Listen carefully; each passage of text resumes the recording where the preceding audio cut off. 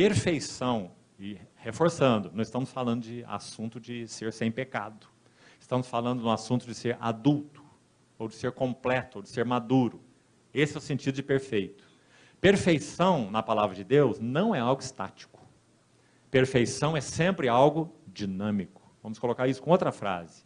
Perfeição, segundo a Bíblia, quando Deus nos chamou para sermos perfeitos, como é perfeito o nosso Pai Celeste, não foi assim que ele disse? Essa perfeição é descrita nas Escrituras em níveis. Isso significa que nós podemos ser perfeitos em um nível, e que nível é esse? Sermos fiéis à luz que nós temos alcançado. Então Jó era perfeito no seu nível, mas não na intenção última de Deus. E esse última aqui é uma palavra importante, porque é ela que aparece em Tiago 5:11. Vamos olhar essa palavra aí? Olhe lá.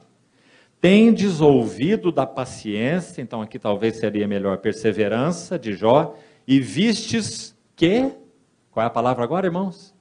Fim. Essa é a palavrinha-chave. Fim. A questão é que Jó achava que ele já era uma árvore frondosa e frutífera, e estava no outono da sua vida, mas aos olhos de Deus ele ainda era um adolescente. Então o Senhor pegou esse adolescente, mexeu com ele. Amanhã nós vamos projetar um esboço, que não foi possível ainda projetar hoje, um grande esqueleto do livro de Jó em termos de redemoinho. Porque o Senhor, quando vai concluir esse trabalho na vida dele, Deus mesmo, não Eliú, que também representa o falar de Deus, representa o Espírito Santo mais especificamente, vamos ver isso depois. Capítulo 32, Eliú começa a falar, vai até o capítulo 37, são 6 capítulos, falar do Espírito Santo, muito precioso, mas ainda não é o falar específico e final e definitivo de Deus mesmo, como que face a face com Jó.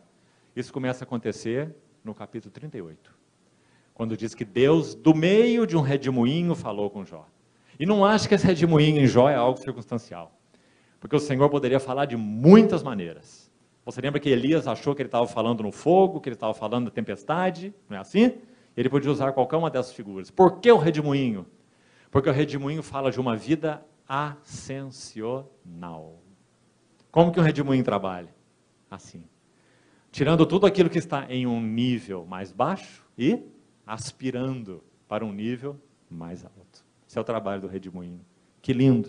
O Senhor ter escolhido o redemoinho para falar com Jó. E não o fogo, nem a saraiva, nem a tempestade, mas o redemoinho.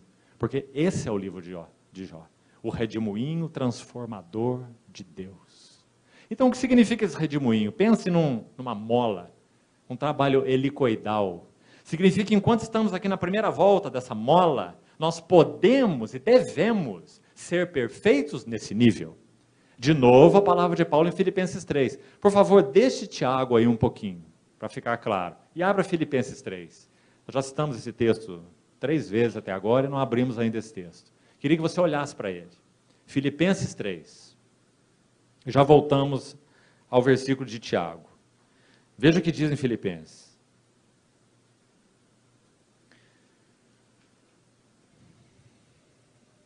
Filipenses 3, 12. Olha com cuidado. Não que eu o tenha já recebido, ou tenha já obtido, o que Paulo diz aqui? Perfeição. Lembre-se, maturidade. Paulo mesmo não se considerava alguém que tinha chegado num nível elevado de maturidade espiritual.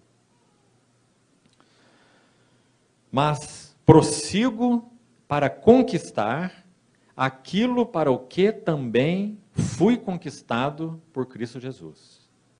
Irmãos, quanto a mim, não julgo havê-lo alcançado. Bem diferente de Jó. Jó julgava tê-lo alcançado.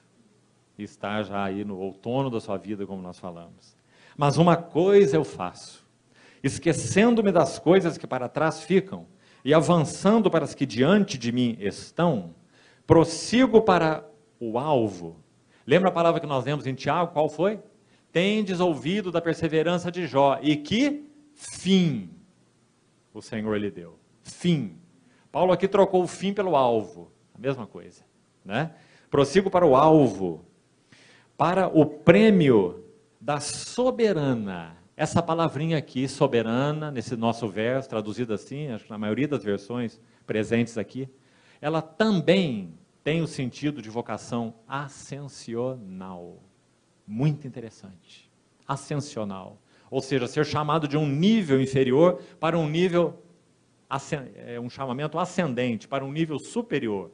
Por isso, 2 Coríntios 3 diz assim, contemplando como por espelho a beleza, a glória do Senhor. Nessa contemplação, algo acontece conosco. Se nós não perdemos o foco, se nós não nos desviamos de Cristo mesmo, não perdemos Cristo nem nas Escrituras, nem na igreja, nem na obra de Deus, não é? Mas contemplamos a Cristo mesmo, sua glória, e então nós somos transformados de glória em glória. Por que essa expressão de glória em glória? Por causa do redemoinho transformador de Deus. Por causa da soberana vocação de Deus em Cristo Jesus, ou ascensional vocação. Nós saímos de um nível de glória, onde podemos ser perfeitos, andando de acordo com a luz que nós já alcançamos, então nós vamos para um outro nível de glória. Vamos trocar essa frase por outra, que é exatamente igual. Nós passamos de um nível inferior de semelhança com Cristo, para um nível mais alto de semelhança com Cristo, e outro nível ainda mais alto de semelhança com Cristo, porque esse é o grande mistério da piedade. Para isso nós somos chamados.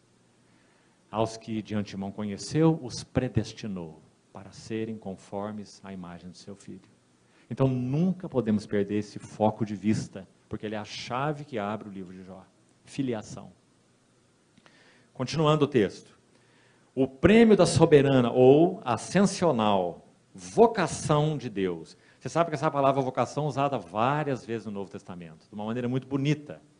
Em 1 Coríntios capítulo 1, por exemplo, lá depois do verso 21 em diante, 1 Coríntios 1, Paulo fala assim, reparai na vossa vocação, não foram chamados muitos sábios segundo a carne, nem muitos de nobre nascimento, nem muitos poderosos, lembra-se? Mas Deus escolheu as coisas fracas do mundo, as que não são, as desprezíveis, as loucas. Se nós queremos saber por que Deus nos chamou, está aí uma boa explicação, é porque nós éramos loucos, então Ele nos chamou. Nós éramos desprezíveis, então Ele nos chamou. Nós éramos fracos, então Ele nos chamou. Para envergonhar aqueles que se julgam sábios, fortes, poderosos, para que ninguém se glorie em si mesmo. Mas aquele que se glorie, glorie-se no Senhor. Isso é 1 Coríntios capítulo 1. Então fala dessa nossa vocação, a soberana vocação. Pedro também fala dela, 2 Pedro 1, ele diz, procurai com diligência confirmar a vossa vocação e eleição. Há um verso lindo em Hebreus 3:1, que diz assim, santos irmãos que participais de uma vocação celestial. Vocação celestial. Esse é o trabalho do redemoinho. Não é? Soberana vocação, vocação celestial. O Senhor quer nos levar em níveis de glória em glória. Aquelas duas preposições, o de e o em, na língua original, são interessantes. Ela fala exatamente isso, de você deixar um nível aqui e entrar em um outro nível ali, de glória em glória, na sua própria imagem. O Senhor Jesus, Ele é a imagem do Deus invisível. E contemplando essa glória do Senhor, somos transformados na sua imagem. Quem faz esse trabalho? Pelo Espírito do Senhor, de 2 Coríntios 3,18. Né? Então essa é a linha central do livro de Jó. E explica todo o trabalho do Senhor com Jó. Continuando, verso 15. Todos, pois que somos perfeitos, já citamos esse versículo, agora estamos lendo.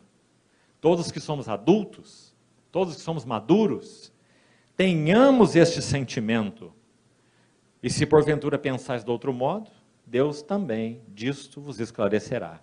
Veja como ele conclui. Todavia, andemos de acordo com o que já alcançamos, ou com a luz que temos alcançado. Então isso é perfeição, naquele nível. Só que como a perfeição é dinâmica e não estática, então o Senhor nos chama para a perfeição em um nível, da perfeição em um nível para a perfeição em um outro nível superior. Vamos colocar isso de outra maneira, irmãos. Quem sabe vai nos ajudar na compreensão nossa da vida cristã. Às vezes nós achamos, por exemplo, que arrependimento é coisa do passado, quando nós conhecemos o Senhor. E nós citamos até versículos. Hebreus 6, por exemplo, fala assim: não lançando de novo a base do arrependimento de obras mortas e fé em Deus, juízo eterno, batismo, imposição de mãos, isso faremos se Deus permitir. Deixemos levar para o que é perfeito. E compreendemos errado o que está escrito ali. Na verdade, todas essas verdades essenciais da palavra, o arrependimento, a confissão, o entendimento da cruz, o perdão de pecados, o valor do sangue, o valor da cruz e muitas verdades, nós as compreendemos de maneira ascendente. Assim é a escola de Cristo. Quando nós cremos no Senhor Jesus, nós éramos nécios, nós não víamos nada, nós éramos cegos. Então o Senhor nos introduziu na primeira volta da mola, compreendeu? Primeira volta, o primeiro aro da mola, Ele nos colocou aqui. Então nós vamos entender arrependimento, sangue de Cristo, confissão de pecados, quem é Deus, quem sou eu. Então a partir daí, o Senhor nos pede fidelidade. Ande de acordo com isso que você viu. Se andamos, então Ele vai nos levar a dar um pulo, um degrau a mais. Aí nós vamos andar nas mesmas verdades. Arrependimento, o sangue de Cristo, a cruz de Cristo e assim por diante. Só que agora em um nível mais alto. Que lindo isso.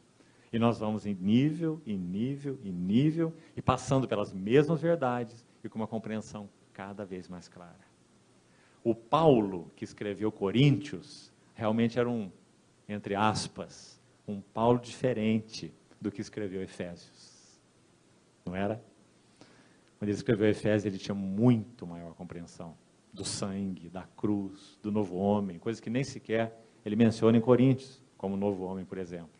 Então, de glória em glória, mas andemos de acordo com a luz que já alcançamos.